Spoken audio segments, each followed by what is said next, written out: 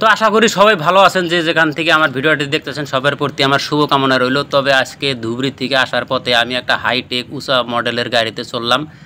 তো যেহেতু ঈদের সময়, সেই জন্য আমাদের রাজ্যের রাজধানী আসাম থেকে গুয়াহাটি থেকে বিভিন্ন জেলায় এইভাবে গাড়িগুলা রাজধানীমুখী সব খালি যায়, আর আসার সময় কিন্তু সিটও পায় না। এটা একটা পরিস্থিতি হয়ে যায় প্রতি ঈদের সময় বা পুজোর সময়, সব পর্বের সময়ই। তো বন্ধুরা, এখানে একটা জিনিস লক্ষ্য করলাম, এত উঁচু মডেলের গাড়ি, সেখান থেকে ভাবলাম যে একটু ভিডিও তৈরি করি।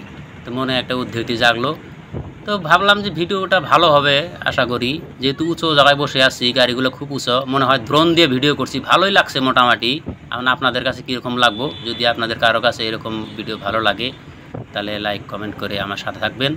তো মোটামুটি দেখেন আমি গাড়ি ধীরে ধীরে যাচ্ছে, আর প্রথমে তো গাড়িতে দেখাইলাম কোনো প্যাসেঞ্জার নাই, একদম সম্পূর্ণ খালি যাচ্ছে। আমি একটা মাত্র 25 কিলোমিটারের যাত্রী। তো গাড়িওয়ালার সাথে আলোচনা করলাম, তেনাদের বক্তব্য হলো যে এই যে কোনো পর্বের সময় বা উৎসবের সময় আসলেতেই রাজধানী থেকে বা বহির্গমনে গাড়িগুলো এরকম খালি আসে, আর যখন রাজধানী থেকে বের হয় তখন মানে যাত্রীতে ভর্তি হয়ে যায়। তো এটা একটা পরিস্থিতির শিকার। আর এখানে দেখেন কি সুন্দর সবুজ পাথার, নদী পাড়ি হচ্ছে, ব্রিজ দিয়ে যাচ্ছি, অনেকটাই ভালো লাগছে। মাঝিরা মাছ মারতেছে, অনেক ভালো লাগে। তো মাছ মারা ভাই বললেও চলে, দৃশ্য ভালো লাগছে এখানে। আবার এখানে নদী পার হয়ে নদীর পাড়ে যে হালকা পাতলা বসতি, এটাও মোটামুটি একটা দেখার মতো জিনিস। তো একটু মনে হলো যে যেহেতু আমার দ্রোণ নাই, তো এই ভিডিওটা আমি একটু দ্রোণ আকৃতি করলাম। প্রিয় বন্ধুরা, আপনাদের কমেন্টের অপেক্ষায় থাকবো কীরকম হলো। তো যাই হোক, আশা করি সবাই যারা ইউটিউবে কাজ করেন এরকম যখন যেটা ভালো বেলা উদ্ধৃতি মনে আসে ভিডিও করবেন, আমাদেরকে শেয়ার করবেন। আমি সেই আশা নিয়েই ভিডিওগুলো শেয়ার করি, আপনাদের সাথে আমার সংযোগ থাকে।